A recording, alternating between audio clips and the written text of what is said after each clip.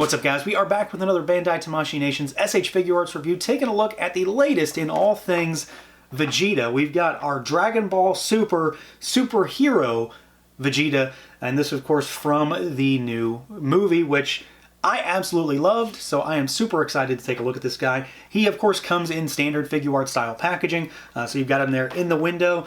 We've got a brown motif for this particular superhero subline, so you've got the brown backer, product shots on the spine, product shots all over the back showing how he moves, and some of the accessories that he comes with. So let's do it. Let's pull him out and take a look.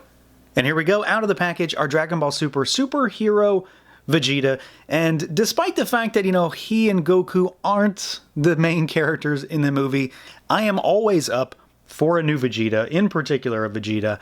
And this is a bit of a different one. It's a lot of parts reuse, don't get me wrong. It's a lot of parts reuse. But this is a very much casual Vegeta. It's not pink shirt Vegeta or anything like that, but this is not a fully armored Saiyan, style Vegeta. So I'm pretty excited just for that particular difference.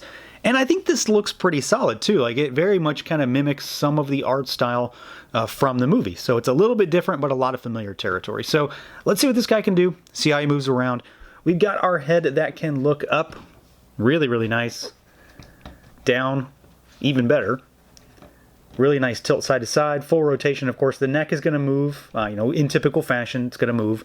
We've got slightly dropping down shoulders. It's just a little bit, but enough to get a little bit of range and allow the arm to move out a little bit more.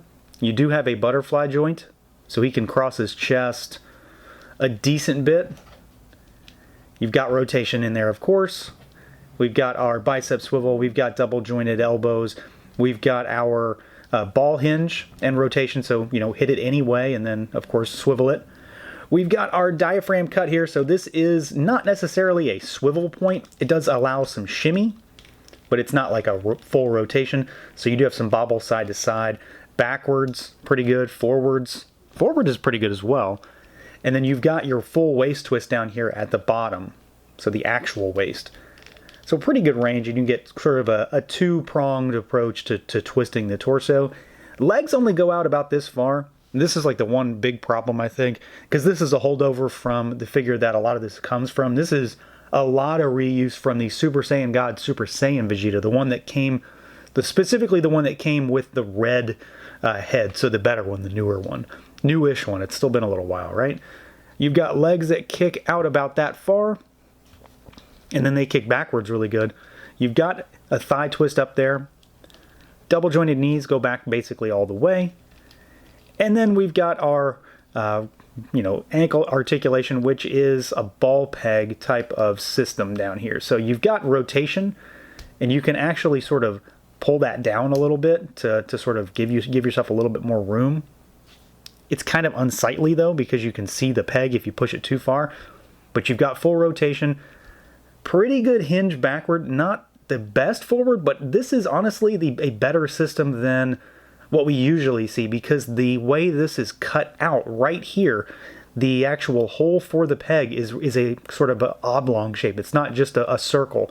So there's a lot of room for the actual peg, the bar itself, to move. I'm kind of going on and on about this, but it actually does work a lot better than usual. It does have a little bit of a wonky rocker, but hinge is pretty solid, despite the fact that he's got these really, really wide cuffs. And then, of course, you've always got your ever-present toe articulation. So he does move pretty well. I mean, if anything, the only area that I have any real concern about is when I realized where the parts on this figure came from, are the crotch, the hips area, because the legs on that older figure, it's not that old, I suppose, but the older Vegeta that this comes from, they're just a little bit limited in comparison to, say, well, Piccolo, who could do full splits.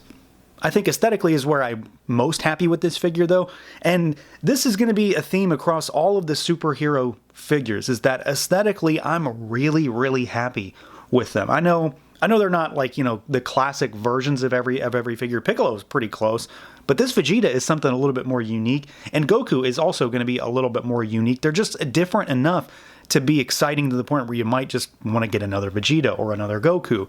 This Vegeta, though, I think has a lot more going for him, because while this is a really basic figure, there's no Super Saiyan stuff here because of the movie. There's no Super Saiyan stuff here for this particular Vegeta. Doesn't come with a ton of accessories, but he's not fully armored, and that may not be the biggest selling point to some folks.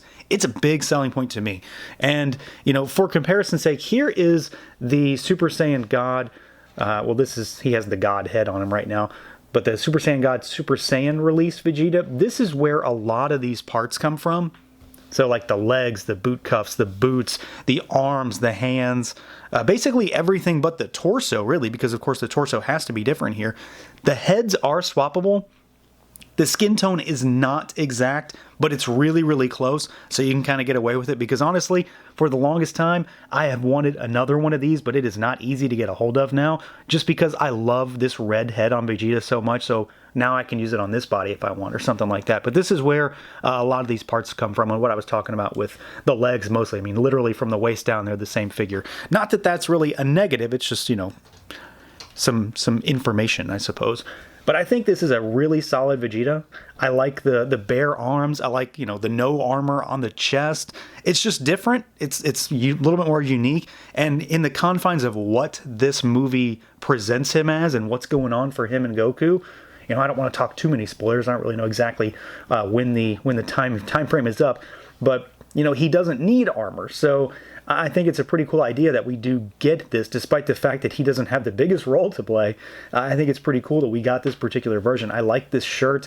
I like the paint job on the torso here. It's very clean. Everything matches the skin tone to the painted plastic and unpainted plastic. They're very, very, very close. So I'm really happy with that. Everything matched really well. And, you know, of course, it's just a kind of a navy jumpsuit, basically, but it works really, really good for Vegeta. And then we've got this head sculpt here, which it's a pretty stoic head, but just like with Piccolo, they really, really nailed these faces for me. I think the overall anime accuracy, as best I can say that, I think is really spot on with these figures across the board on all three of them. I'm really happy with them.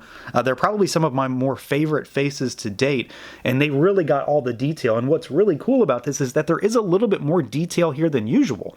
You've got, you know, like the lines under the eyes. You've got the little brow furrow lines there. You've got little lines coming off the eyebrows. And then, of course, those big bushy eyebrows and the eyes themselves. Everything is clean, crisp, really vibrant. And again, I just think it's a cool idea to get this version of Vegeta in the sense that it is a little bit something different, but it works really, really well, especially with what they're going for to make this sort of superhero subline.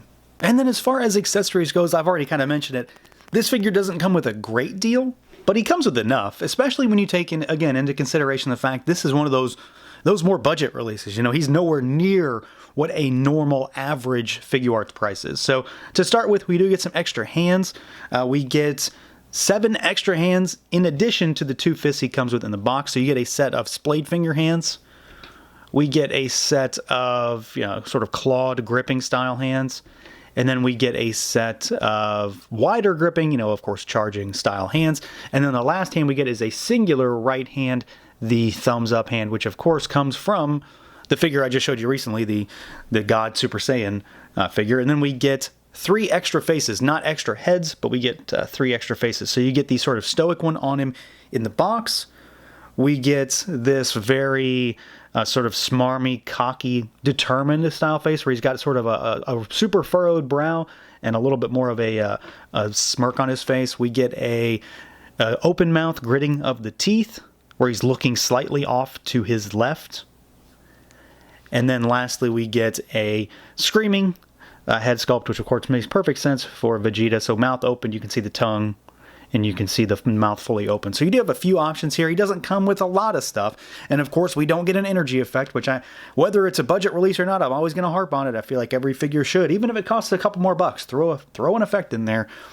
But I think we do get a solid array of accessories. A lot of stuff just to change them up enough, especially if you get Goku to enact their specific interactions. So yeah, overall, I mean, I think it's pretty obvious. I'm really happy with this figure. Honestly, I wasn't really sure what to expect with a lot of these because they just seemed, you know, kind of like the same old figure. But when you get this Vegeta in hand, it's just a cool looking figure. And I think it comes down to the fact that it is just so different. It's not that different, I suppose, but it's different enough from every other Vegeta that we've gotten to be its own thing. I mean, he's wearing a completely different kind of outfit than we're used to seeing. There's no full armor, none of that stuff. This is, you know, Vegeta on his off day, basically. You know, Vegeta's day out. And I'm really happy with this one. I think he looks great. He moves pretty well. He comes with a solid array of accessories. And again, of course, for the price, you are getting a lot of cool stuff here. And then like I said, you can swap some of those parts with some of the older figures, the Super Saiyan God, Super Saiyan in particular. Some of those heads will work if you needed another body, maybe to take advantage of that red-haired head sculpt. So that's going to do it for this look at the Dragon Ball Super Superhero Vegeta Figuarts. Let me know what you guys think. Feel free to like, comment, subscribe, and share, and until next time.